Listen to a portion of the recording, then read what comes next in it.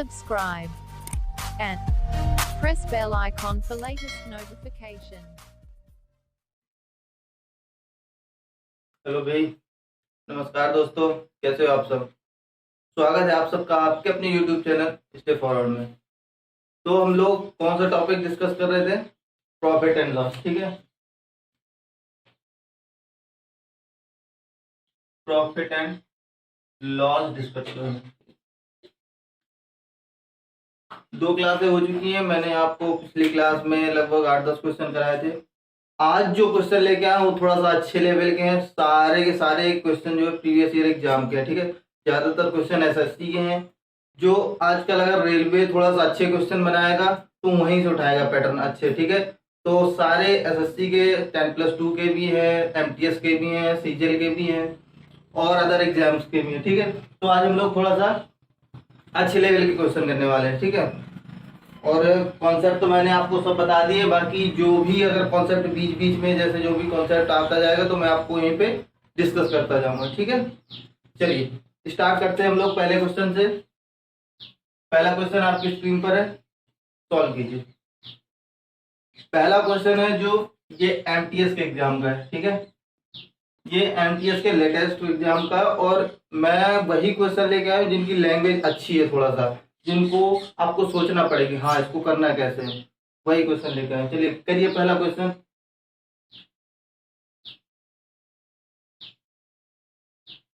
पहला क्वेश्चन कह रहा है कि एक व्यक्ति किसी वस्तु को एक निश्चित मूल्य पर बेचकर 20% का लाभ अर्जित करता है। ठीक है, कह रहा है यदि वह उसी वस्तु को 2 गुने मूल्य पर बेचता है तो लाभ प्रतिशत क्या होगा। कोई भी चीज है वो कितने बेचता है? 100 रुपए बेचता है। मान लीजिए कोई भी चीज बेचता, क्या उसका जो क्रय मूल्य 100 रुपए है। ठीक है, क्रय मूल्य कितना है? 100 रुपए है। वो 20% लाभ पर बेचता है, यानी 20% लाभ का फैक्टर क्या बनेगा? 20/100 1/5, यानी ऊपर ये क्या है? ये प्रॉफिट है हमारा, नीचे क्या है? सीपी। तो इसका प्रॉफिट का फैक्टर क्या बनेगा? 6/5, यानी ये क्या होगा? सेलिंग प्राइस होगा, ये कॉस्ट प्राइस। अगर इसमें 6/5 से आप मल्टीप्लाई कर दोगे ये कितना हो जाएगा? 120। ये क्या हो जाएगा? आपका न्यू सेलिंग प्राइस हो जाएगा। 120 रुपए क्या हो जाएगा? आपका सेलिंग प्राइस हो जाएगा। लेकिन क्या कह रहा है, ये जो सेलिंग प्राइस है, कह रहा पुराना वाला सेलिंग प्राइस न तय करके, कह रहा इसको डबल कर देता सेलिंग प्राइस को। यानी जो सेलिंग प्राइस है, कह रहा है जो पुराना वाला विक्रय मूल्य है, कह रहा उससे अगर 2 गुने विक्रय मूल्य पर बेचे, यानी कितने में बेचेगा? 240 रुपए में। 120 रुपए की चीज 2 गुने विक्रय मूल्य पर बेचता है, यानी 120 रुपए की चीज 240 रुपए में बेचता है, तो कह रहा उसका प्रॉफिट कितना होगा। यानी कीमत कितनी थी वस्तु की? 100 रुपए। 100 रुपए की चीज बेच कितने में रहे? 240 में। कितने का प्रॉफिट हो रहा है? 140 का। कितने पर? 100 पर इंटू 100। ये 100 से 100 कट गया, कितना है? 140% का प्रॉफिट आ गया। ये चीज समझ में आ गई सबको? एक बार देख लीजिए, सबको समझ में आ गई थी। कह रहा है कि एक वस्तु है, कह रहा उसको 20% के लाभ पर बेचता। हमने माना वस्तु का क्रय मूल्य कितना है? 100 रुपए है, और वो 20% के प्रॉफिट में यानी 120 रुपए में बेच रहा है। अब क्या कह रहा है कि वो जो नया विक्रय मूल्य तय करता है, कह रहा है कि वो पुराने वाले पर न बेचकर 2 गुने विक्रय मूल्य पर बेचता है, यानी 120 पर न बेचकर 240 में बेचता है। तो उसका प्रॉफिट कितना होगा? 100 रुपए की चीज जब 240 में बेचेगा तो 140 का प्रॉफिट किस पर? Out of 100। तो प्रॉफिट परसेंट कितना आ गया? 140%। समझ में आ गया? चलिए अगला क्वेश्चन करते हैं।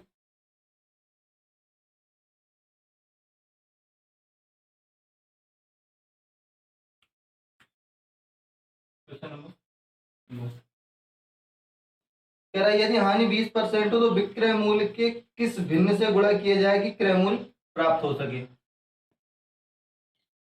हानि कह रहा है, कह रहा लॉस कितना हो? 20% हो। कह रहा लॉस 20% हो, तो कह रहा विक्रय मूल्य को किस भिन्न से गुणा किया जाए कि क्रय मूल्य प्राप्त हो सके। मैंने आपको बताया था इसका लॉस फैक्टर क्या बनेगा? 20/100, यानी 1/5। 5 बनेगा, 1/5 बनेगा। यानी सीपी कितना है हमारा, 5 रेशियो है। ऊपर क्या है, लॉस है, ऊपर क्या है, लॉस है। इस चीज को ध्यान से समझिएगा बहुत। नीचे क्या है, सीपी है। ये चीजें हमने फ्रैक्शन में कर ली, ठीक है। हम अगर चीजों को रेशियो में तोड़ लेते तो चीजें आसान हो जाती थोड़ा सा। ये क्या है, नीचे जो 5 रेशियो हमेशा कॉस्ट प्राइस है, ऊपर क्या है, लॉस है। यानी 5 की चीज अब बिकेगी कितने में, 4 में बिकेगी। 5 की चीज अब कितने में बिकेगी, 4 में बिकेगी, 20% के लॉस पर।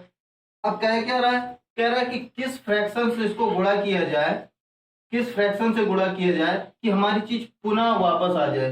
तो मैंने आपको परसेंटेज में एक चीज बताया था कि अगर हमें किसी चीज की खपत में कमी करनी है, अगर हमने 20% की खपत में कमी करी है, कमी का मतलब कमी कहीं पर भी हो, एक तरीके से लॉस ही होता है किसी चीज का। हमने खपत में कमी की थी, तो मैंने बताया था अगर आप एक स्टेप नीचे आते हो, अगर 20% की कमी की है और वृद्धि करनी है, तो आप एक स्टेप ऊपर नीचे चले जाओगे। यानी कितने की वृद्धि करनी पड़ेगी, 25% की वृद्धि करनी पड़ेगी। ये चीज याद है ना, परसेंटेज मैंने बताया हुआ था आपको कि अगर आप किसी चीज में 20% की कमी करते हो और पुनः वहीं पर जाना है, तो आपको क्या करना पड़ेगा, 25% की वृद्धि करनी पड़ेगी।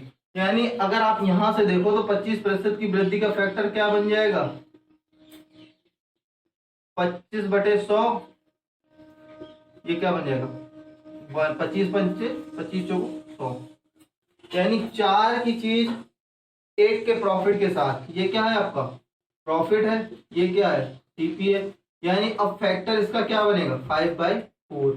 यानी ये जो फैक्टर आया है, इसमें अगर हम 5/4 से मल्टीप्लाई कर दें तो ये चीज हमारी फिर से क्या आ जाएगी, वही पुराना रेशियो आ जाएगा, एक रेशियो में वही पुराना रेशियो आ जाएगा। यानी किस फ्रैक्शन से आपको गुणा करना पड़ेगा, 5/4 से मल्टीप्लाई करना पड़ेगा। यानी 25% से अगर आप 20% की कमी कर रहे हो और पुनः वापस उसी में जाना, तो 25% की मल्टीप्लाई करना पड़ेगा, ठीक है।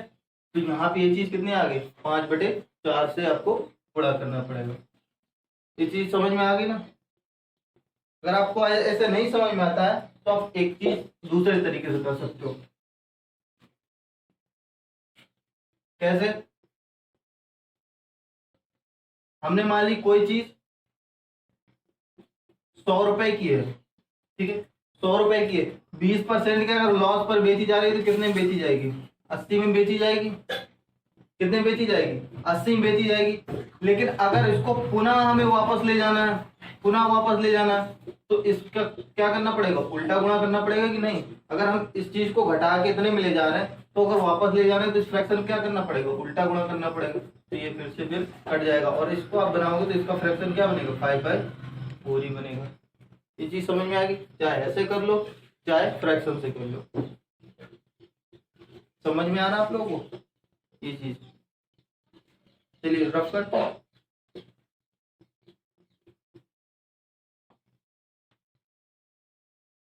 चलो भाई, क्वेश्चन नंबर तीसरा सॉल्व करो।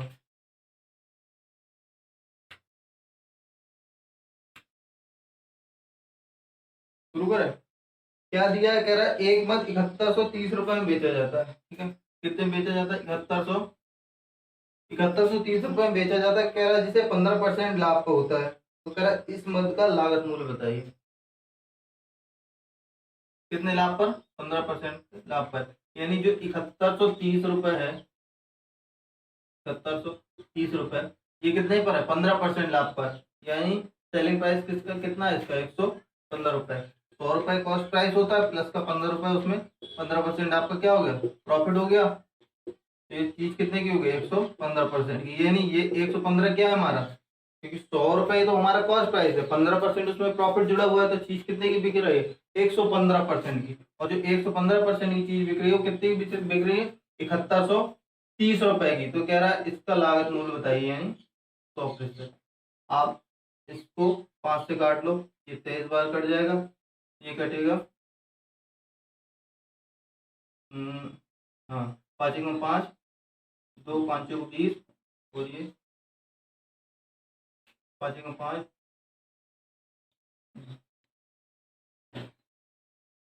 ये कितनी बार कट जाएगा, 1400, और ये 23 से कट जाएगा, और ये 14 60 कहाँ से कट जाएगा, ये 5 से काट लो इसको, 5 एकम 5, 2 5 को 20, और ये 5 दूनी 10, और ये 5 एक 30, 1426 बार, और ये फिर 23 से कट जाएगा कितने बार, 62 टाइम्स, यानी ये कितना आ जाएगा 6200 रुपये।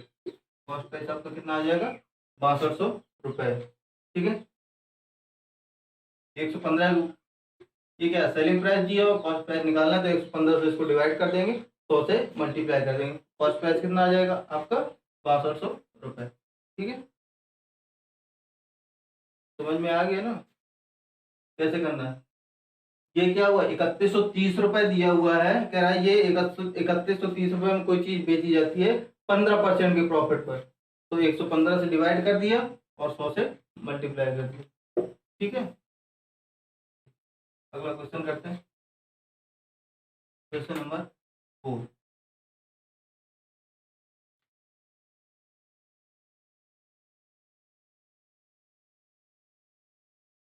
चलिए भाई क्वेश्चन नंबर 4।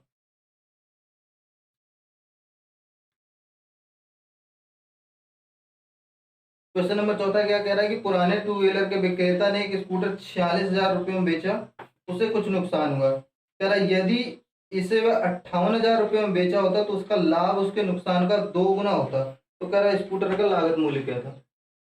ठीक है, देखते हैं। कह रहा है कि एक स्कूटर उसने 46,000 रुपये में बेचा, कितने में बेचा 46,000 रुपीज। कितने बेचा 46,000 रुपीज में।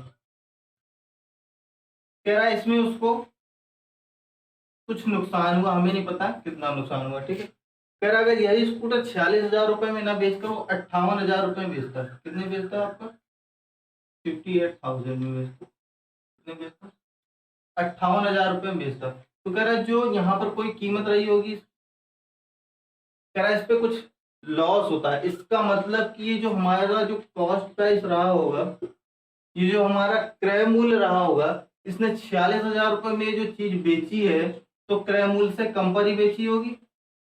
जब इसको लॉस हो रहा है, कह रहा कुछ लॉस हो रहा है 46,000 रुपये में बेचने पर, तो क्रय मूल्य से कम पर ही बेचा होगा। अब क्या कह रहा है, कह रहा अगर हम उसको 58,000 रुपये में बेचते हैं, अगर इस चीज को हम कह रहा 58,000 रुपये में बेचते हैं, तो कह रहा जितनी हानि हुई थी उसका 2 गुना प्रॉफिट होता है। ये कह रहा है ना सवाल में, यानी हमने मान लिया यहाँ पर हानि कितनी हुई थी, 1 रेशियो की हानि हुई थी। हमने मान ली कितनी हानि हुई थी, यहाँ पर हमें 1 रेशियो की हानि हुई थी, तो प्रॉफिट कितना हो रहा है उस हानि का 2 गुना हो रहा है, यानी कितना हो रहा है 2 रेशियो हो रहा है। ये चीज समझ में आ रही है आप लोगों को, ये चीज जो मैं समझाने की कोशिश कर रहा हूँ, ये चीज समझ में आ रही है आप लोगों को। कह रहा है कि एक चीज पहले 46,000 रुपये में बेची जाती है, कह रहा है तो उसको कुछ लॉस होता है, कुछ हानि होती है, हमें नहीं पता कितनी होती। कह रहा है अगर उसी चीज को हम 58,000 रुपये में बेचे, तो कह रहा है जो उसका लाभ है उसकी हानि से 2 गुना है। यानी हमने मान लिया हानि 1 रेशियो हो रही है, तो उसको लाभ कितना हो रहा है 2 रेशियो। अब यहाँ से आप रुपयों में डिफरेंस देख लो, 58,000 यहाँ 46,000, डिफरेंस कितना है 12,000 रुपए का। कितना डिफरेंस 12,000 रुपए का, और रेशियो में फर्क कितना है 2 1 3, यानी 3 रेशियो बराबर कितना आ गया आपका 12,000 रुपए। ठीक है, तो 1 रेशियो बराबर यहाँ से कितना आ गया 4,000। 1 रेशियो का मतलब क्या आ गया 4,000। ये चीज समझ में आ गई ना, 1 रेशियो निकल कितना आ गया 4,000, और यही तो हमारा लॉस हो रहा है 1 रेशियो का। एक ही रेशियो की तो हानि हो रही, यानी ये 4,000 का क्या हो रहा है लॉस। तो अगर कोई चीज 46,000 की हम बेच रहे हैं, उसमें 4,000 हमारा लॉस है, तो एक्स की वैल्यू कितनी निकल के आ जाएगी 50,000 नहीं आ जाएगी। एक्स की वैल्यू कितनी 50,000 नहीं निकल के आ जाएगी, 46,000 प्लस ये 4,000 आपका जो लॉस हो रहा है वो जोड़ देंगे, तो आपका क्रय मूल्य कितना आ जाएगा, सीपी कितना आ जाएगा 50,000 आ जाएगा। ये चीज समझ में आ गई ना। सवाल में कह रहा है एक चीज 46,000 में बेची जाती है, तो कह रहा है उसमें कुछ हानि होती है, अगर उसी को लाभ में बेचा जाए तो कह रहा है जो उसका लाभ होगा, कह रहा है वो हानि का 2 गुना होगा। तो हानि मान लिया हमने 1 रेशियो, लाभ होगा 2 रेशियो, और कह रहा है रुपयों में देखो आप डिफरेंस देख लो, 40,000 रुपए चीज 58 में बेच रहा है, तो कह रहा है कितना पहले 46 की बेच रहा था, अब 58 की बेच रहा है, दोनों में डिफरेंस कितना 12,000 का, रेशियो में 3 का, रेशियो को उसकी वैल्यू से बराबर कर दिया। ये आ गया सवाल। ठीक है, ये चीज समझ में आ गई ना। चलिए अगला क्वेश्चन करते हैं।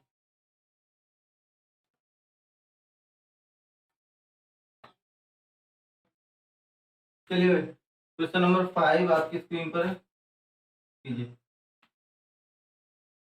ये क्वेश्चन है आपका किसका है, सेलिंग नंबर का, ठीक है। ये क्वेश्चन किसका है, सेलिंग नंबर का, ठीक है। ये सेलिंग नंबर का है, इसको थोड़ा दूसरे तरीके से करते हैं, मैं बताऊंगा अभी, ठीक है।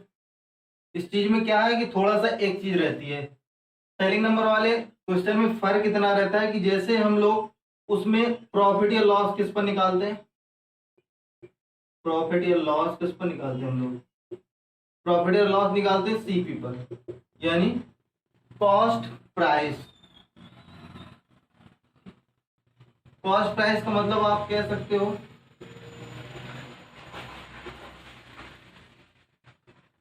क्या कह सकते हो, ठीक है। ये हो गया हमारा क्रय मूल्य। लेकिन जब आप नंबर पे आते हो, जब आप सेलिंग नंबर पर आते हो, सेलिंग नंबर पर यानी जब चीजें हम बेचते हैं कि इतनी संख्या में कोई चीज बेच दी, इतनी संख्या में खरीद ली, ठीक है। तो जो प्रॉफिट हम निकालते हैं, यहाँ पे प्रॉफिट या लॉस हम क्रय मूल्य पर निकालते हैं, लेकिन यहाँ पर जब प्रॉफिट या लॉस निकालते हैं तो हमेशा यहाँ पर जो हमारा प्रॉफिट या लॉस निकलता है,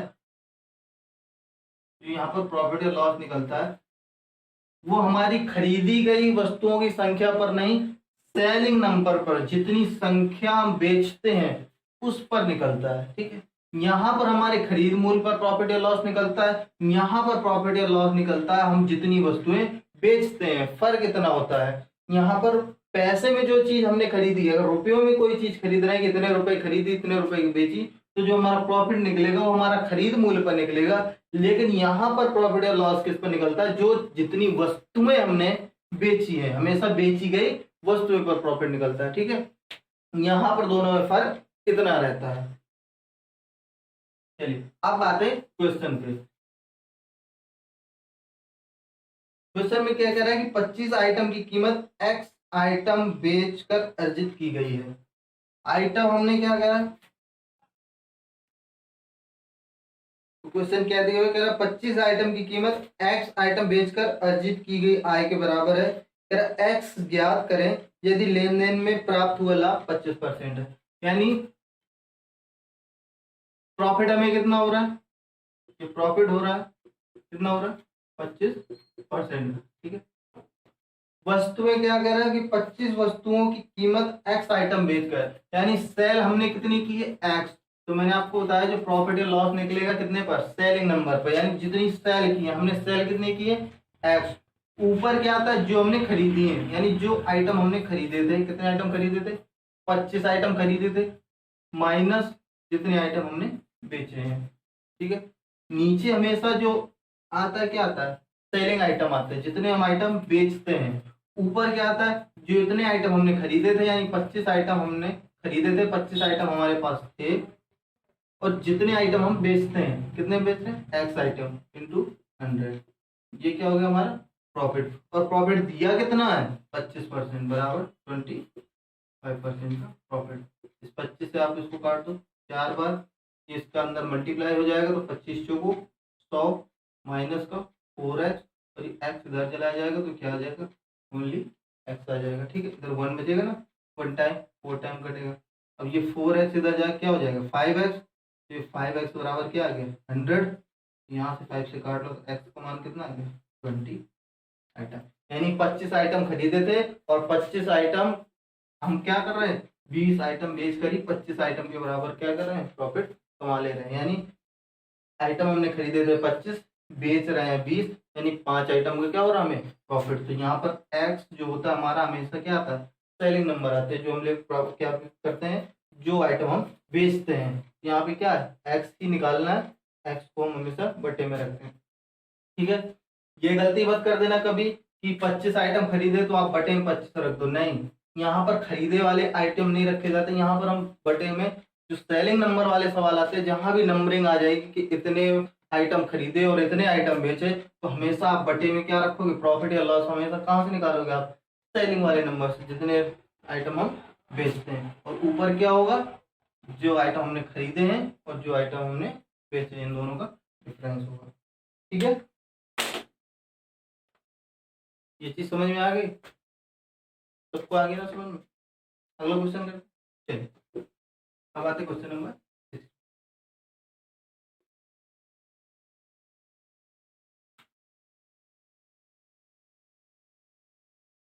क्वेश्चन नंबर 6 क्या कह रहा है कि एक वस्तु पर लाभ 150%, सिर्फ प्रॉफिट 150%। प्रॉफिट कितना? 150% है। कह रहा है यदि लागत 25% बढ़ जाती है तो कह रहा है नया लाभ मार्जिन क्या होगा? आप सीपी कितना मानते हैं? हम लोग सीपी 100 मानते हैं, सीपी 100 मानते हैं। कह रहा प्रॉफिट परसेंट कितना है? 150। अगर इस पे आप 150% का प्रॉफिट जोड़ दोगे, 150% का 100 पे 150% का प्रॉफिट जोड़ दोगे तो चीज कितने की पहुंच जाएगी? 250 रुपए की पहुंच जाएगी। ये चीज तो जानते हो ना भाई, 100 पे कोई भी प्रॉफिट जोड़ो उतना ही आता है। ठीक है, 100 की चीज 150% प्रॉफिट बेच दिया, कितना हो गया? 250 रुपये पहुंच गया। लेकिन क्या कह रहा है कि ये जो हमारा कॉस्ट प्राइस है इसको कितना बढ़ा दिया उसने? 25% बढ़ा दिया। कितना बढ़ा दिया? 25%। तो ये 100 से बढ़कर कितना हो जाएगा? 125 हो जाएगा। 100 से बढ़कर कितना हो जाएगा? 125। और चीज कितने की बेच रहे हैं? अभी भी हम 250 की ही बेच रहे हैं। चीज अभी भी कितने की बेच रहे हैं? 225। सिर्फ हमारी जो लागत कीमत बढ़ गई है, तो आप यहाँ से डिफरेंस देख रहे हो कितने का हो रहा है? 125 का आ रहा है ना। 250 में से 125 घटाओ और प्रॉफिट किस पर निकालते हैं? Cost price. तो कॉस्ट प्राइस कितना है? 125 इंटू 100। 125 125 कट के प्रॉफिट कितना आ गया हमारा? 100%। यानी पहले 150% प्रॉफिट था, अगर वस्तु की कीमत 25% बढ़ा दी गई तो नया प्रॉफिट कितना हो रहा है हमें? 100%। ये चीज समझ में आ गई ना? ये तो सिंपल है यार, एकदम सिंपल सी चीज है। ठीक है, सबको आ गया? चलिए अब आते हैं next question.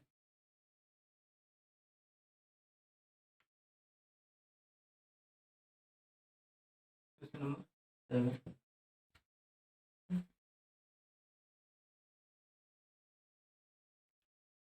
Question number 7। Question number 7 क्या कह रहा है कि एक विक्रेता 3 रुपए में 4 केले खरीदता और 4 रुपए में 3 केले बेचता है, तो कह रहा है उसका परिणाम क्या होगा? मैंने इस टाइप का सवाल आपको एक कराए हुए पिछली क्लास में, याद हो तो। ठीक है, पिछली क्लास में मैंने एक सवाल कराया, जो लोग नए हैं वो लोग एक बार जाके सारी पूरी प्लेलिस्ट पड़ी हुई है, जिसको नहीं समझ में आता एक बार स्टार्टिंग से देख लीजिए। ठीक है, सारी चीजें समझ में आ जाएंगी। ये वाला सेलिंग नंबर वाला मैंने सवाल पिछली बार कराया था। क्या कह रहा है कि 3 रुपए में 4 केले खरीदता है। मैंने बताया था इस तरफ आप क्या लिखते हैं? रुपए लिखते हैं। ठीक है, इस तरफ क्या लिखते हैं आप? रुपए लिखते हैं। और इस तरफ क्या लिखते हैं आप? कोई भी चीज यहाँ पर क्या लिखते हैं? नंबरिंग, यानी वस्तुओं की संख्या लिखते हैं। इस तरफ नंबर।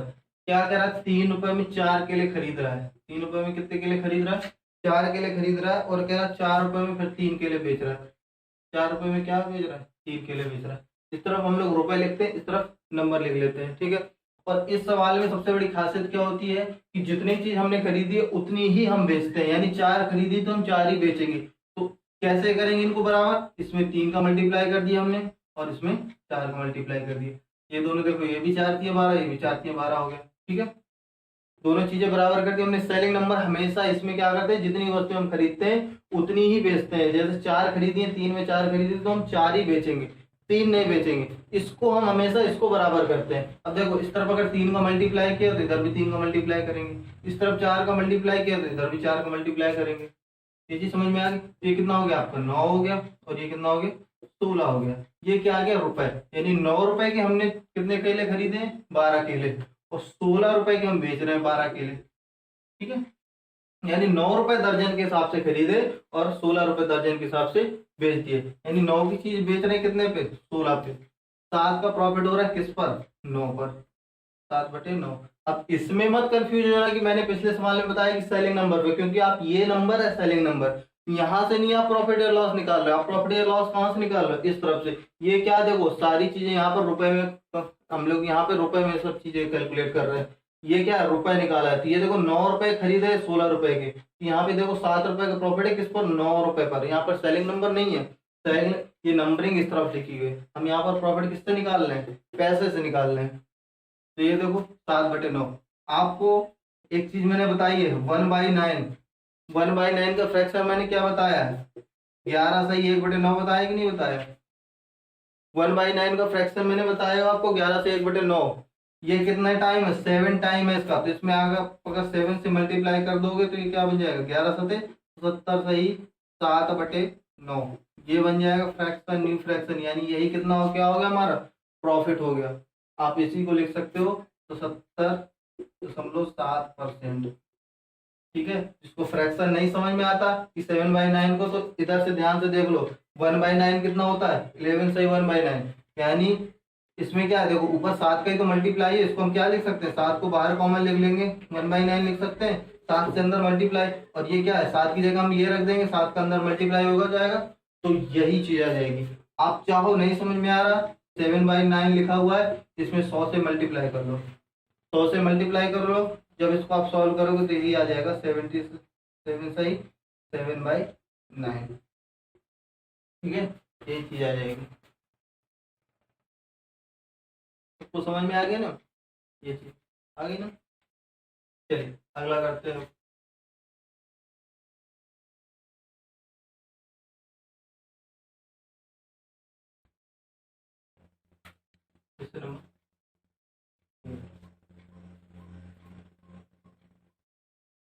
क्वेश्चन नंबर 8 है, कह रहा है एक वस्तु को एक निश्चित मूल्य पर बेचा जाता, अगर इसे इस कीमत की 80% पर बेचा जाता तो 10% का नुकसान होगा। कह रहा है जब बिक्री मूल्य पर वस्तु को बेचा जाता है तो लाभ प्रतिशत बताइए।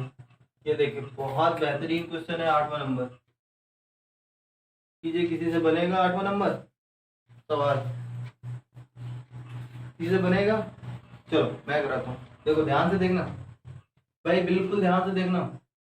क्या कह रहा है कि किसी वस्तु को निश्चित मूल्य पर बेचा जाता, हमने मान लिया कोई वस्तु 100 रुपए में बेच रही है हम, ठीक है, निश्चित मूल्य मान लिया हमने, 100 रुपए में कोई चीज हम बेच रहे हैं। कह रहा अगर इसे 80% पर बेचा जाता, यानी 100 रुपए में न बेचकर 80% का मतलब क्या है, 80 रुपए में ही बेचते, हम सारी चीजें रुपए में मान रहे। हमने माना कोई चीज 100 रुपए की हम बेच रहे हैं, उसको कह रहा 100 रुपए पर न बेचकर 80% पर बेचा, यानी 100 का 80% कितना होगा, 80 होगा, हम 80 में बेच रहे हैं। कह रहा 100 रुपए की चीज को 80%, कह रहा 100% कोई चीज एक निश्चित मूल्य, कह रहा उसको उसके 80% में बेचने पर 10% का लॉस हो जाता है।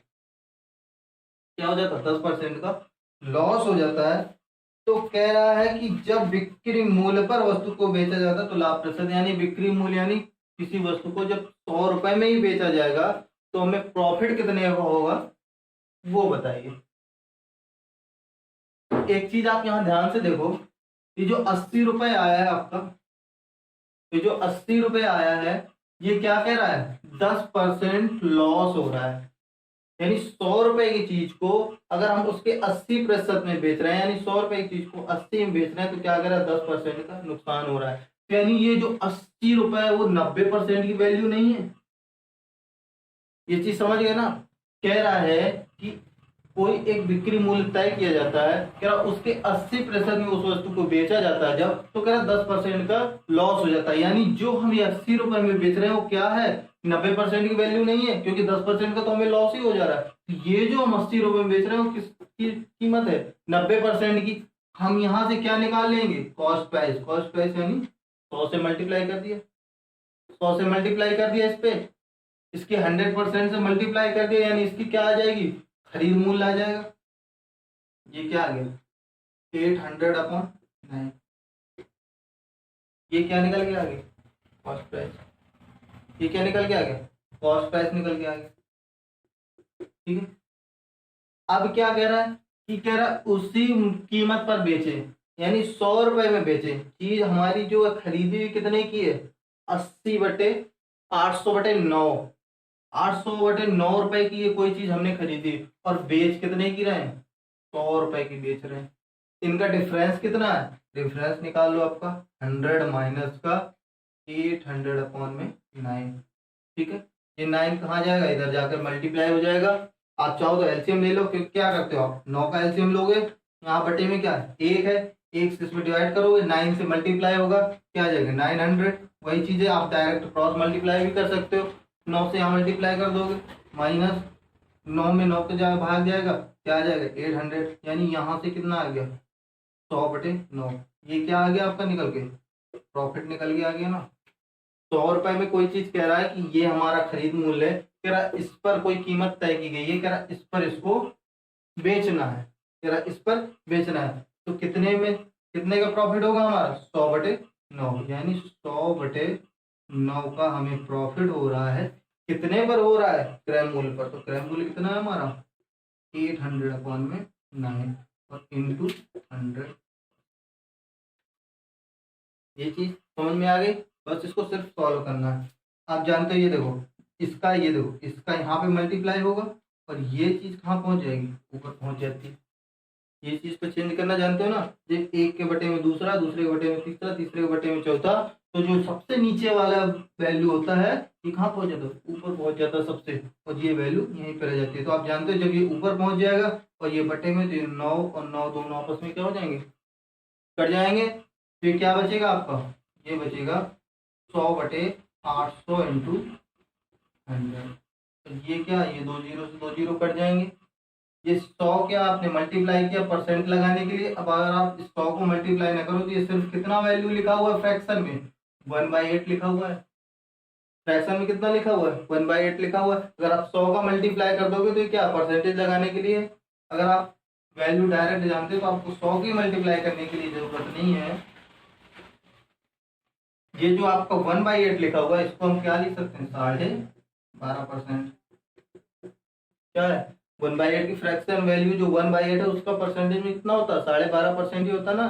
12 से 1/2 को मैंने बताया था ना परसेंटेज में। ये चीज याद रखना। मैंने पहली क्लास, जिसको ये चीज नहीं समझ में आ रही, आप परसेंटेज की पहली क्लास जाके देखो। सबसे पहले मैंने आपको फ्रैक्शन ही लिखाया है कि फ्रैक्शन को परसेंटेज में कैसे चेंज करते हैं और परसेंटेज को फ्रैक्शन में कैसे चेंज करते हैं, किस परसेंटेज का फ्रैक्शन वैल्यू कितना होता है। ये चीजें मैंने पहली क्लास में पढ़ाई, परसेंटेज में सबसे पहली क्लास। नीचे आपको डिस्क्रिप्शन बॉक्स में जाकर देख लीजिए, लिंक पड़ी हुई प्लेलिस्ट की, पूरी प्लेलिस्ट पड़ी हुई आपकी, जाके पहली क्लास है सबसे पहली क्लास में। तो आपको 100 से मल्टीप्लाई करने की जरूरत नहीं, सीधे कितना आ गया प्रॉफिट आपका?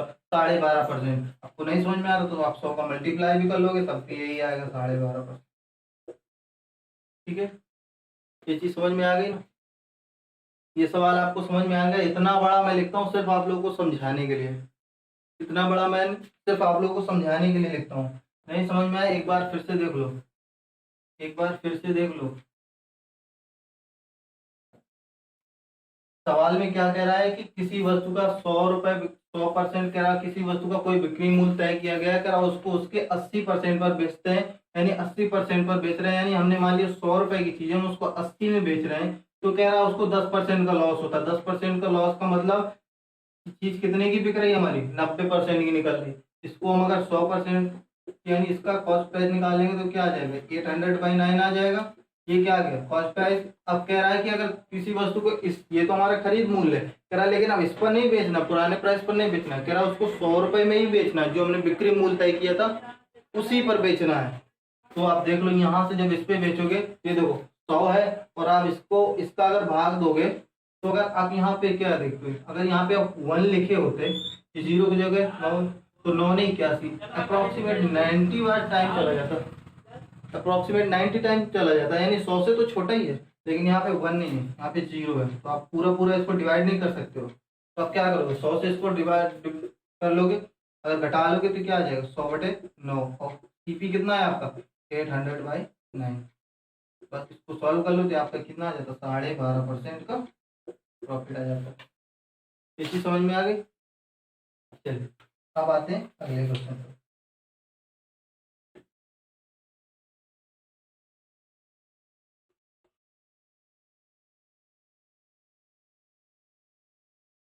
आते हैं क्वेश्चन नंबर 9 पर। क्वेश्चन नंबर 9, चलिए भाई क्वेश्चन नंबर 9 में, क्वेश्चन नंबर 9 क्या कह रहा है कि 800 रुपए में 2 वस्तुओं को बेचकर एक व्यक्ति 3 वस्तुओं के लागत मूल्य प्राप्त करता है, तो लाभ प्रतिशत। अब यहाँ पर देखो फिर से सेलिंग नंबर वाला आ गया सवाल। कह रहा है 800 रुपए है, ठीक है, 800 रुपए में कह रहा है 2 वस्तुओं को बेचकर एक व्यक्ति 3 वस्तुओं के लागत मूल्य के बराबर, यानी वस्तुएं बेच कितनी रहा है? वस्तुएं बेच कितनी रहा है? 2। वस्तु बेच कितनी रहा? 2। प्रॉफिट या लॉस हमेशा किस पर निकालते हैं? सेलिंग नंबर पर। यानी कितनी वस्तुएं बेच रहा है? 2। और कितनी वस्तुओं के बराबर प्रॉफिट कमा ले रहा है? 3 वस्तुओं के बराबर, यानी 2 वस्तुएं बेचकर 3 वस्तुओं के बराबर क्या कर रहा है, लाभ कमा ले रहा है, यानी 3 वस्तुओं की लागत मूल्य प्राप्त कर लेता है। तो क्या कह रहा है कि उसका लाभ प्रतिशत कितना है, तो लाभ प्रतिशत आप सीधे निकाल सकते हो, 2 से 5 टाइम 5 3 15, यानी प्रॉफिट कितना है हमारा 150% है। ठीक है, कह रहा है 2 वस्तुएं बेचकर कह रहा है 3 वस्तुओं के लागत मूल्य के बराबर प्रॉफिट कमा लेता है। तो कह रहा है इसका प्रॉफिट परसेंट बताइए, यानी सेलिंग नंबर नीचे और जो वस्तुएं हमारी लागत मूल्य वाली वस्तुएं कितना प्रॉफिट कितना ऊपर। ठीक है, ये चीज समझ में आ गई ना, बिल्कुल सिंपल, हमें तो सेलिंग नंबर नीचे रखना है।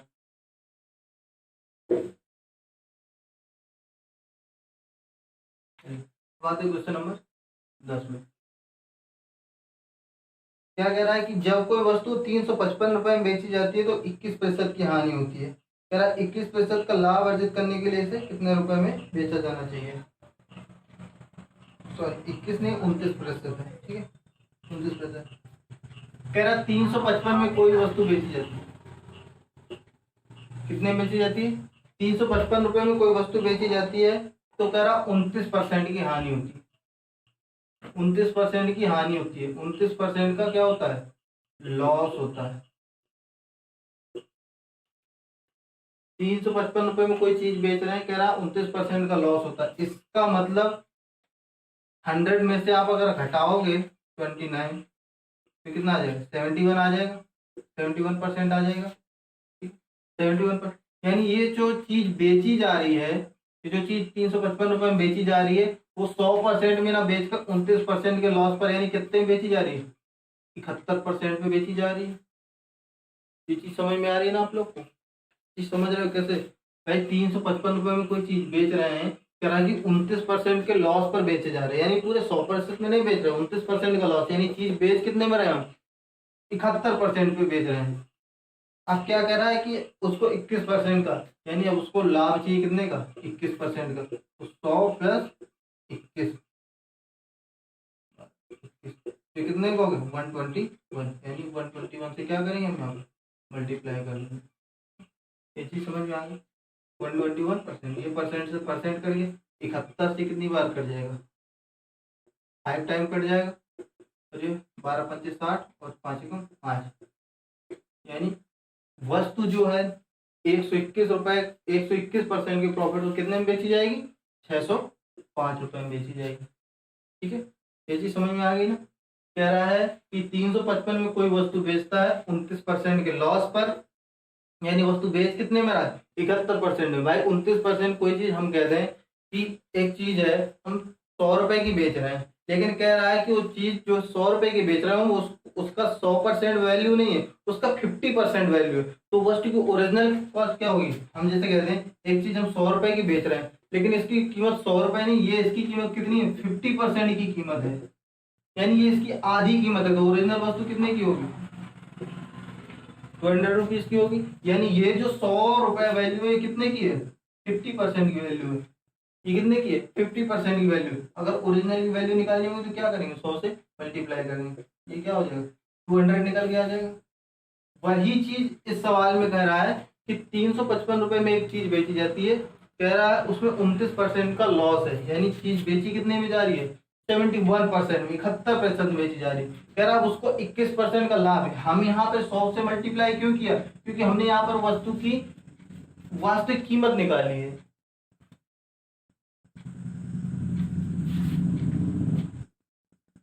तो वस्तु की यहाँ पे क्या है, वस्तु की कीमत निकाली है, लेकिन यहाँ पे क्या निकालना है, 21% का लाभ जोड़कर निकालना है, यानी ये क्या है, selling price, new selling price.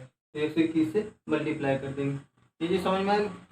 चलिए ठीक है, आज मैंने आपको लगभग 10 सवाल कराए, आज मैंने आपको 10 सवाल कराए, आई होप आपको समझ में आए होंगे। ठीक है, नए तरीके से। अभी आगे हम लोग और क्वेश्चन अभी तो बहुत सारा कवर करना है। ठीक है, तो जो लोग, आज मैं सबसे ये चीज कहना चाहता हूँ, जो लोग पहली बार नए आए चैनल पे, उनको आई होप चीजें कम समझ में आ रही होंगी, क्योंकि उनका बेसिक नहीं क्लियर। तो आप पहले तो सबसे पहली वाली क्लास जाकर देखो। जिनको दूसरी चीज ये फ्रैक्शन नहीं समझ में आता है कि 12/1/2 वो फ्रैक्शन 1/8 कैसे होगा, तो आप लोग सबसे पहली वाली क्लास, परसेंटेज की सबसे पहली वाली क्लास जाके देख लीजिए। वहां पर मैंने आपको परसेंटेज को फ्रैक्शन में और फ्रैक्शन को परसेंटेज में चेंज करना, ठीक है, सब कुछ बताया हुआ है। तो आई होप आप लोगों को अगर ये चीज़ें समझ में आ रही हैं, पसंद आ रहा, तो वीडियो को आप शेयर कीजिए, पहले तो शेयर कीजिए और अपने दोस्तों को भी बताइए और चैनल को सब्सक्राइब कर लीजिए, ठीक है।